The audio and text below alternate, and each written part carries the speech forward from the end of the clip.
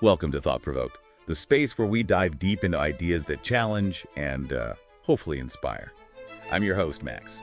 Always really keen to explore how we make sense of this pretty complex world we're in.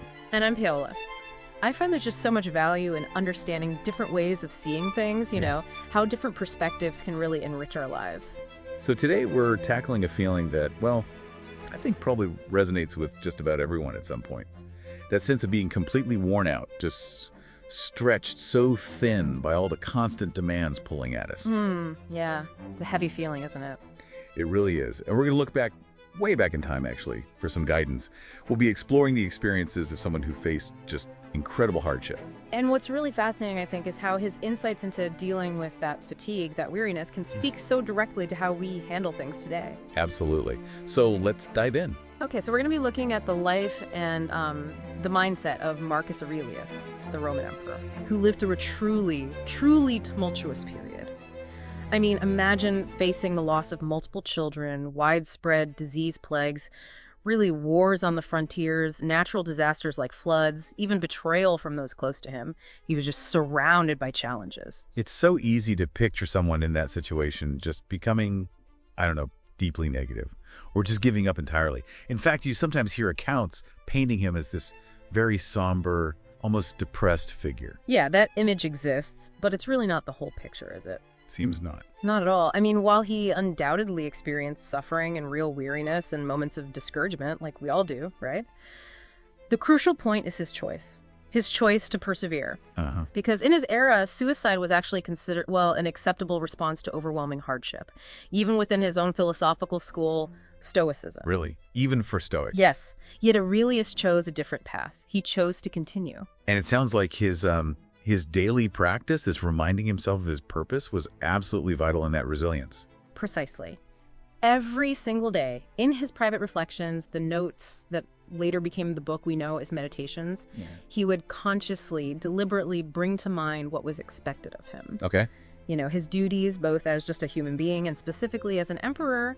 And this act, this deliberate reconnecting with his responsibilities, the core nature, it provided him with this incredibly solid inner foundation, even when everything outside felt like chaos. That really hits home today, doesn't it?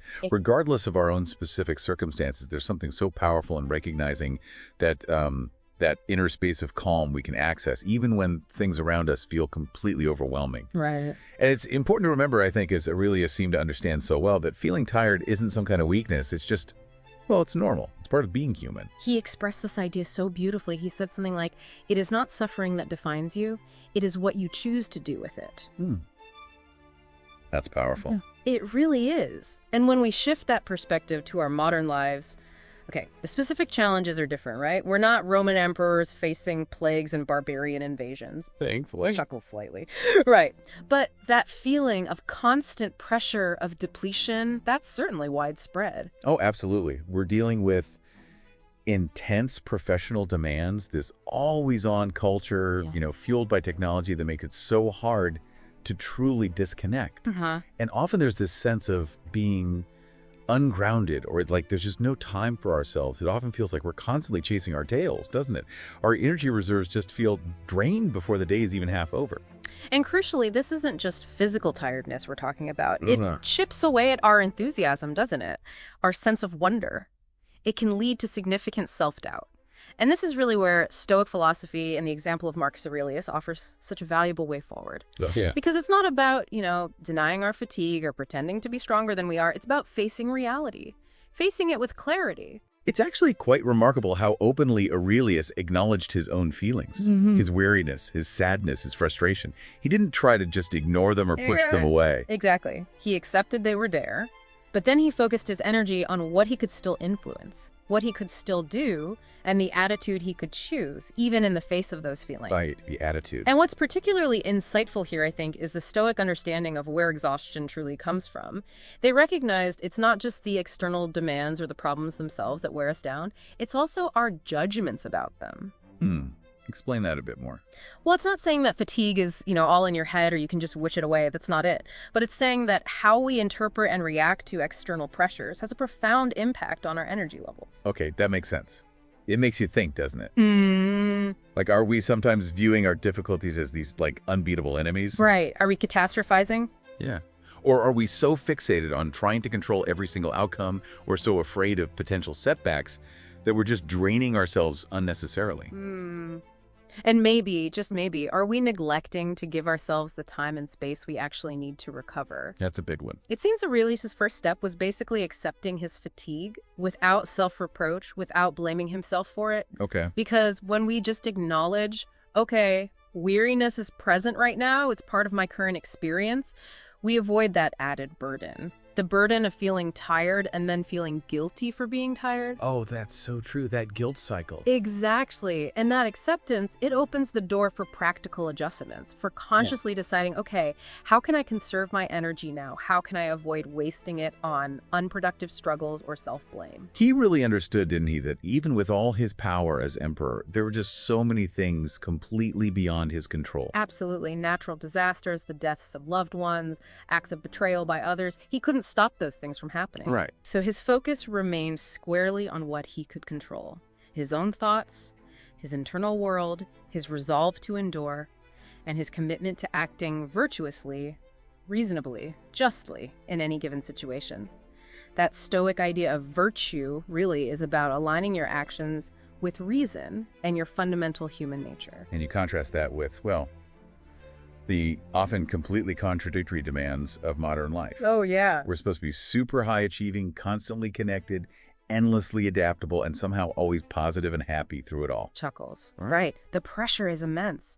Yeah. And there's almost this taboo around just admitting, you know what? I'm genuinely exhausted. I'm struggling to keep up. Totally. It feels like admitting failure somehow. In those moments, Aurelius might have reminded himself, and maybe us too, that our fundamental purpose isn't really to impress other people. It's to live in accordance with virtue, to maintain that inner coherence, that integrity. For him, that meant governing justly.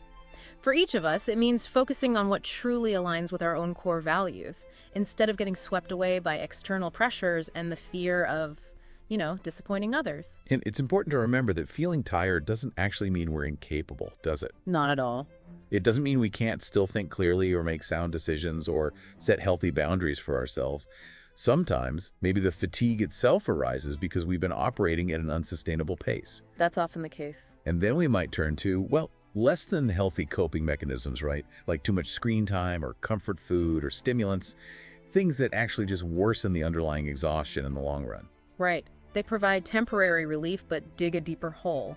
But the Stoic approach isn't just about resigning ourselves to fate, is it? Like, oh, well, I'm tired, guess I'll just give up. Aurelius didn't just passively accept his tough circumstances. No, absolutely not. He actively sought to regain control over his responses to difficulty. That was the key. Okay. So he would have encouraged us to take practical steps. Things like, can you delegate some tasks? Is it possible to adjust your routines, to build in more restorative time? And maybe, crucially, communicating our needs to those around us, partners, family, colleagues, so we don't feel like we're carrying the entire weight alone. That communication piece is huge. It is. And he also made it a practice to regularly revisit principles that grounded him. He drew wisdom from thinkers like Epictetus. He reflected on lessons from his own teachers. His journal, meditations, really served as this daily touchstone for him, Right. reminding him of his purpose, his principles, especially when he felt weary. That idea of a personal journal or some kind of reflection practice really resonates. For us, maybe it's just a place to quickly jot down daily reminders of what actually gives our lives meaning. Yeah. Our relationships, maybe, our passions, the causes we care about. It might seem like a small thing, just writing it down. But it can be a surprisingly powerful way to regain clarity and maybe reignite a bit of motivation when that fatigue really starts to take hold. Absolutely. And beyond the practical actions, our perception of events plays such a significant role in how fatigued we feel. Oh, so. Well, think about it. If we constantly expect perfection from every situation, from every person, from ourselves, we're basically setting ourselves up for constant disappointment. Right. Because life isn't perfect. Exactly. And that ongoing low-level disappointment is incredibly draining. It saps your energy. Aurelius actually made it a practice to mentally prepare for potential negative encounters each morning. Oh, interesting. Like, expect the worst. Not exactly out of cynicism, like everyone's terrible. Yeah. More as a way to avoid being caught completely off guard and overwhelmed when difficult people or challenging situations inevitably cropped up, because they will crop up. So it's like building a kind of mental resilience ahead of time. Precisely. Maybe we too could benefit from starting our day by just acknowledging, okay, not everything will go perfectly to plan today. Unexpected challenges will arise. Not every interaction will be smooth sailing. By just accepting that reality up front, we conserve our mental energy. We can then focus it on how to navigate the obstacles when they appear, rather than being constantly frustrated and indignant that they exist at all. That makes a lot of sense. Instead of fighting reality, you work with it. Exactly. Another big contributor to modern fatigue, I think, is what we could call mental dispersion, just being pulled in too many directions at once. Oh, definitely. We're often trying to juggle multiple roles simultaneously: our professional role, family roles, social life, our digital presence, and each one seems to demand our constant attention. It feels relentless sometimes. It does. Aurelius, in contrast, really emphasized the importance of focusing on the task at hand, or at least maintaining a clear sense of direction, a primary focus. It's not about neglecting responsibilities, obviously, but it's recognizing that we simply can't be everywhere, doing everything all at once, and that we need to intentionally create moments of calm and focused attention. He himself, didn't he? Despite the immense weight of being emperor, made sure to carve out time for quiet reflection. He absolutely did, whether it was through prayer or meditation or simply spending some time in nature. These moments provided him with perspective, a chance to recharge amidst all the constant demands. So for us, that could translate to what? Like short breaks without our phones. Yeah, definitely. Or just moments of silence, maybe intentionally disconnecting in the evenings or on weekends, creating those small pockets, those little sanctuaries of rest and tranquility within our busy lives. The small sanctuaries sound really appealing right now. Chuckles, don't they? Of course, some challenges are just particularly difficult to overcome. Aurelius never pretended there was a quick fix for all suffering. No magic wand. No, he himself acknowledged that sometimes the situation is just so tough that our primary option is simply to face it with courage and humility, doing the absolute best we can in that moment. But he also cautioned against adding to our suffering, through endless rumination, for example, or allowing ourselves to become completely overwhelmed and paralyzed, or holding on to bitterness and resentment. It's that reminder again, isn't it? Well, we might not always control what happens to us. We can strive to control our internal response to those events. Exactly. And when it's possible, we should absolutely seek support, explore potential solutions, and ask for help when we need it. Fatigue can be such a crucial signal. Right, a signal from our body or mind. Yes, telling us that something needs adjustment, whether it's our priorities, our workload, or maybe just our way of thinking about things. He also had this remarkable ability, it seems, to find beauty even amidst all the hardship and, frankly, ugliness he must have witnessed. He did. He understood that a sense of wonder, of appreciation, is a powerful counter to that hardening of the heart that can happen when we're constantly fatigued and discouraged. Because when we're worn down, we tend to just focus on the negative, don't we? We overlook the small moments of grace or beauty in our everyday lives. We do, but it's often in those seemingly small things, a moment of real connection with another person, a brief experience of beauty in nature, hearing a piece of music we love, that our minds can find a little bit of energy to keep going. Yeah. As Aurelius himself observed, something like, look at nature, accomplish its work, and take strength from it. We can do the same by consciously, intentionally noticing those moments of beauty that punctuate our days, no matter how ordinary they might seem. Just paying attention. Just paying attention. Now, in our society today, there's often this intense pressure to project an image of strength, of constant resilience. We can be really hesitant to show any signs of exhaustion. Definitely. We worry it'll be seen as weakness. Right. Yet Aurelius had the courage, in his personal writings, mind you, to acknowledge his own flaws, his moments of sadness, his periods of real discouragement. And he wasn't doing it to complain, was he?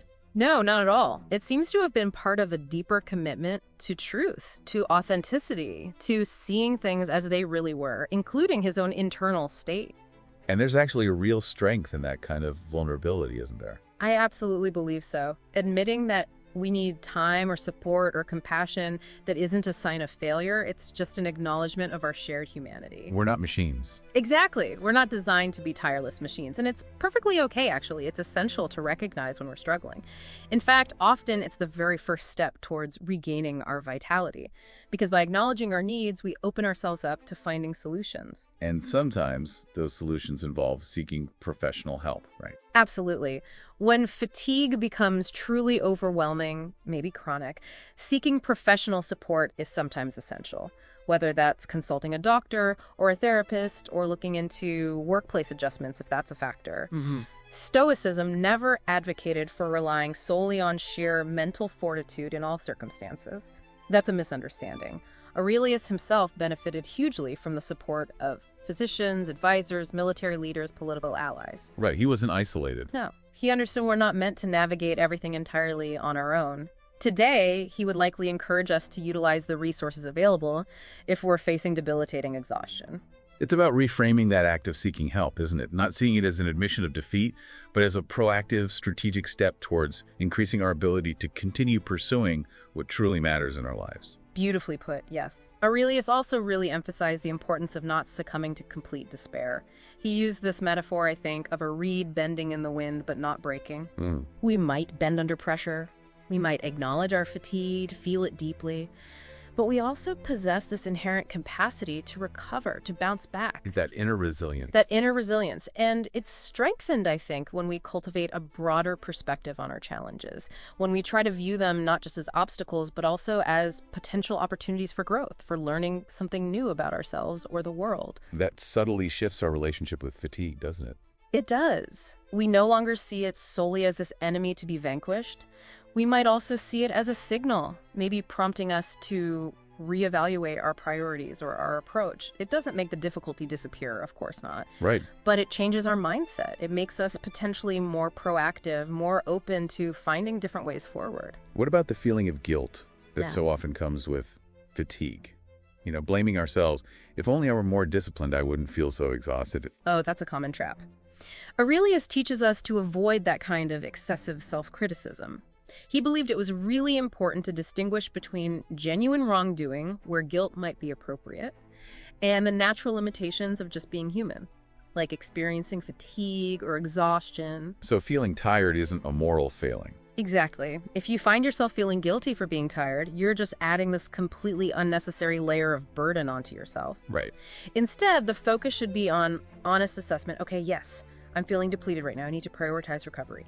And then the question becomes practical. How can I adjust my life to accommodate this state? How can I prevent it from getting worse? So maybe reducing commitments, asking for help. Yeah, simplifying things where possible to create more breathing room. Yeah. It's not about giving up. It's about not holding yourself to some impossible, unsustainable standard just because of external pressures or maybe a fear of judgment. Now, despite all this talk of self-control and resilience, it's a common misunderstanding that Stoics were like unemotional robots. Right. Prop so. Chuckles. Yeah. Yes, the Vulcan stereotype. Exactly. But Aurelius, far from being without feeling, seemed to deeply understand the power of our emotions. He did. He simply sought to understand them and channel them constructively rather than allowing them to just overwhelm him or dictate his actions in harmful ways. He didn't advocate for suppressing all feelings, but rather for not letting them completely hijack our reason or lead us to act against our better judgment. That perspective seems incredibly helpful when navigating fatigue, too. I think so. Yes, we might feel sadness or frustration about being in this tired state. We might regret the difficulties life is throwing our way. But at the same time, we can try to step back a little. Okay. And recognize that this feeling of weariness, however strong it is, isn't the entirety of who we are. It's likely a temporary state. And by understanding its roots, by addressing them where we can eventually move through it, or at least reduce its grip, preventing that slide into complete burnout. One principle that Aurelius seems to have implicitly lived by is moderation. Yes, temperance. We live in a world that often encourages the opposite, doesn't it? Excess, constantly tempting us to want more, accumulate more activities, more possessions, more experiences. Yeah. Often driven by that fear of missing out, FOMO. Right. And that very pursuit of more, ironically, can be a massive source of exhaustion. It really can. Stoicism, in contrast, really invites us towards simplicity, towards thoughtfully selecting our desires, focusing on those that truly align with our core values and our essential needs. It's not about deprivation, then. Not necessarily. It's more about recognizing that we simply can't chase every single fleeting opportunity without eventually jeopardizing our well-being. By embracing this principle, we might realize that some of our fatigue actually stems from feeling scattered, from pursuing too many conflicting goals. So learning to discern what truly matters most to us, and then concentrating our precious energy there, that can be incredibly liberating. Even Aurelius, with the immense responsibility of governing an entire empire, understood he couldn't do everything at once. He delegated. He prioritized based on importance. That leads to another crucial aspect, doesn't it? This idea of interconnectedness. Yes, absolutely. While Stoics definitely emphasized inner strength, they absolutely did not promote isolation. That's another common misconception. Right. Aurelius often reminded himself that human beings are fundamentally social creatures, made for cooperation, like different parts of a single body working together for the common good. Even though each individual has their own inner life, we are deeply connected to others. So when fatigue feels too heavy to bear alone, we can and we should seek support. We should dare to talk openly about our struggles, reach out for connection, whether that's with friends, family, colleagues, maybe even support groups. The important thing is not to withdraw into ourselves, feeling like we have to face everything in total isolation. because that just makes it worse. It almost always does. Aurelius himself constantly engaged with advisors, other philosophers, sought counsel from people he trusted. This willingness to connect, to lean on others when needed, is a vital way to prevent fatigue from spiraling into deeper mental and emotional exhaustion. And Stoics also place great importance on acting in line with our principles, our values. Integrity. But fatigue can sometimes tempt us to compromise those values, can't it? We might think, oh, I'm just too exhausted to do what I know is right today. It's a real temptation. Yet Aurelius insisted that virtue, again in that Stoic sense of inner alignment with reason and our better nature, is actually a powerful source of strength. When we act in ways that betray our own sense of what's right, we just add another layer of suffering, of inner conflict onto our weariness. Right. It creates dissonance. Exactly. Conversely, making the effort, even when tired, to remain true to our core values that can bring a sense of integrity, of dignity, that actually helps us endure. But this isn't about striving for some impossible ideal of perfection, is it? Not at all. It's about not just abandoning our core principles simply because we're feeling depleted. Now, some might argue, well, Aurelius had a privileged status, it was easier for him. Yeah, I can hear that objection. And while he certainly had access to resources most of us don't, he also carried this immense, almost unimaginable weight of responsibility for an entire empire. He faced pressures, made decisions with profound consequences for countless lives. The nature of his fatigue was different, perhaps, but no less real. So what we can learn isn't really about his privilege. No. It's about his understanding that no one, regardless of their position, is immune to life's challenges, anxieties, and, yes, weariness. True wisdom, his example suggests, comes not from external status, but from that ongoing internal effort. The effort to understand and accept the realities of life, and then to act to the very best of our ability within those realities. And his writings, the meditations, they feel like such a testament to that struggle. They really do. They are deeply personal reflections. He's openly grappling with his own doubts, his disappointments, while continually reaffirming the importance of just getting up each day and striving to do what he believed was right. It's also worth remembering, you mentioned earlier that within Stoicism, suicide was sometimes considered an option. Yes, an honorable response to unbearable suffering in certain interpretations. Yet, despite facing truly immense hardships, Aurelius chose not to take that path. He chose to stay engaged, didn't he? To keep striving. He did. He chose to remain engaged with the world, striving to bring order and justice as best he could, despite the personal cost. For us, I think that stands as this incredibly powerful example of inner fortitude. You could call it the strength of the soul.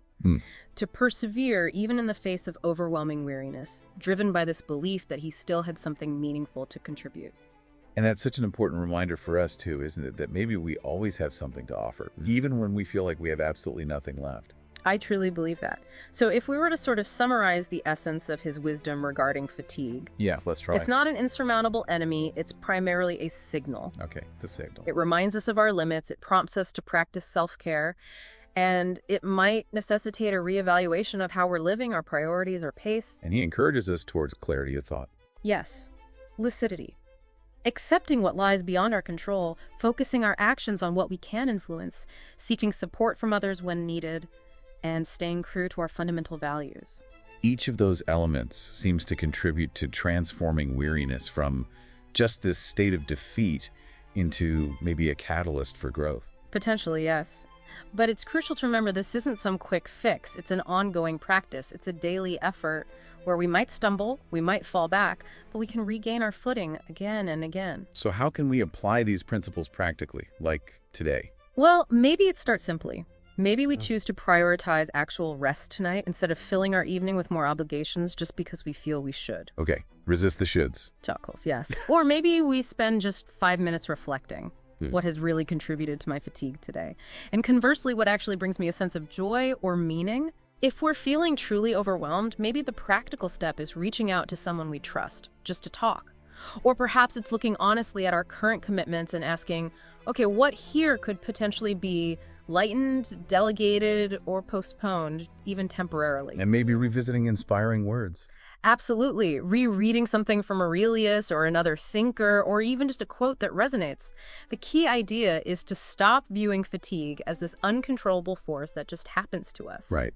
And instead to try and integrate it into our understanding of our current needs and then respond with conscious intention. So this whole deep dive, it feels like an invitation, really. An invitation to find in Stoic philosophy, even if we're not emperors living 2,000 years ago, a kind of framework for navigating exhaustion and resignation in our ordinary modern lives. Exactly. We can draw from the example of Marcus Aurelius a way to find purpose even in our everyday efforts. The goal isn't to achieve some impossible ideal of tireless perfection. It's more about keeping that flame of awareness, of intention alive, especially when we're tempted to just give up and collapse. Stoic philosophy isn't magic, but it offers this time-tested approach. Discernment, temperance, firmness, discerning what truly warrants our energy, practicing moderation in a world often pushing excess, and maintaining that inner strength when we feel like giving in. And that mindset, that approach can actually guide us towards finding very practical ways to address our fatigue. Yes, like restructuring our days, prioritizing genuine self-care, cultivating gratitude for small things, seeking support when we need it, learning to set healthier boundaries. It all connects back. Ultimately, Marcus Aurelius seems to remind us that we are not defined by our setbacks or our pain or our weariness. Right. Those are aspects of the human experience, sometimes intense aspects, but they don't define our totality. We are also capable of resilience, of empathy, of conscious, deliberate action, even right in the midst of difficulty. We can always strive to live with integrity and awareness each day. Maybe one morning, as you start your day feeling that familiar drag, you might recall those words of Marcus Aurelius, where he often reminded himself, basically, I get up to do the work of a human being. That's such a grounding thought. It is. For him, that meant ruling with justice.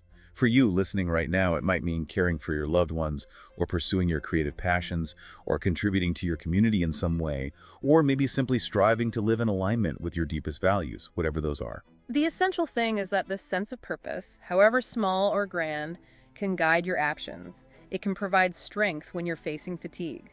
Because, as the philosopher emperor understood so profoundly, suffering is not what defines us, it's what we choose to do with it. So, if you're feeling utterly exhausted today, listening to this, please just take a moment, pause, take a deep breath, and remember, truly, you are not alone in this feeling. So many people around you are navigating similar challenges, even if they don't always talk about it openly.